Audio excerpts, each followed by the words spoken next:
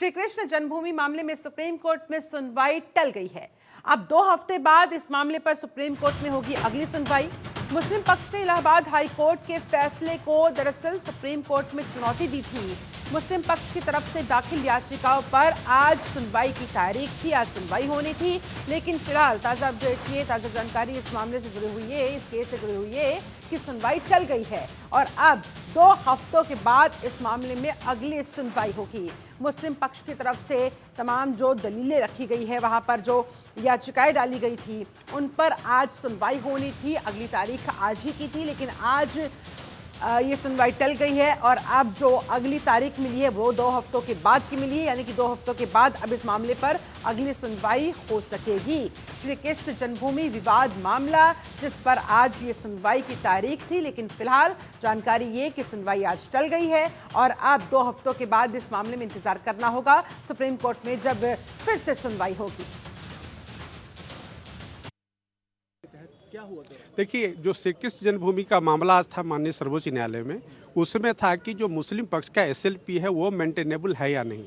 वो जो SLP file की गई थी मुस्लिम पक्ष के द्वारा, वो सिंगल जज का ऑर्डर था इलाहाबाद उच्च न्यायालय का, जिसके खिलाफ हम लोगों ने पिछली तारीख पे कहा था कि इंट्रा कोर्ट अपील का प्रोविजन है, यानी कि उनको डिवीजन बेंच में फैसले को चुनौती देनी चाहिए थी, न कि एसएलपी के माध्यम से इस न्यायालय में। देखिए, श्री कृष्ण जन्मभूमि और शाही ईदगाह का मामला जो माननीय सुप्रीम कोर्ट में आज उसकी डेट थी और जिसमें केस नंबर उस 10 पर उसकी सुनवाई हुई, आइटम नंबर 10 पर, तो उसमें विशेष रूप से शाही ईदगाह पक्ष की तरफ से उच्च न्यायालय इलाहाबाद के उस आदेश को चैलेंज किया गया है जो पोषणीयता को लेकर के था और माननीय उच्च न्यायालय इलाहाबाद के द्वारा 15 केसों को पोषणीय माना और उपासना अधिनियम की लाइट में जो शाही ईदगाह पक्ष कह रहा था कि ये चलने नहीं चाहिए, मेंटेनेबल नहीं है, तो माननीय उच्च न्यायालय ने उनको वैलिड मानते हुए उनको पोषणीय माना था। तो उसी को शाही ईदगाह पक्ष के लोगों ने सुप्रीम कोर्ट में चैलेंज किया था। तो माननीय न्यायालय ने सुनने के बाद दोनों पक्षों को सुना और सुनने के बाद संक्षिप्त जवाब दाखिल करने के माननीय न्यायालय के द्वारा आदेशित किया गया है। क्या हुआ?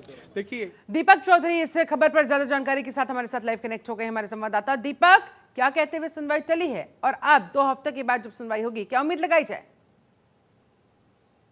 देखिए शिल्पा, आज जो है श्री कृष्ण जन्मभूमि मामले को लेकर आज सुप्रीम कोर्ट में सुनवाई थी और सुप्रीम कोर्ट ने यह सुनवाई जो है 2 हफ्ते के लिए टाल दी है और अब हिंदू पक्ष को संक्षिप्त में अपना जवाब दाखिल करना है।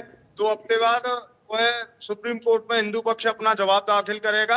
वहीं अगर देखा जाए तो मेंटेबिलिटी को लेकर यह सुनवाई थी, 4 याचिकाओं पर यह आज सुप्रीम कोर्ट में सुनवाई थी, जिसमें कि अब यह सुनवाई 2 हफ्ते के लिए टाल दी गई है और सुनवाई में हिंदू पक्ष को अब अपना पक्ष रखना है।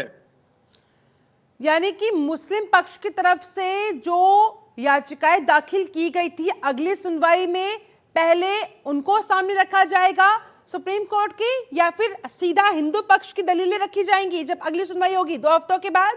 स्पष्ट करें जरा।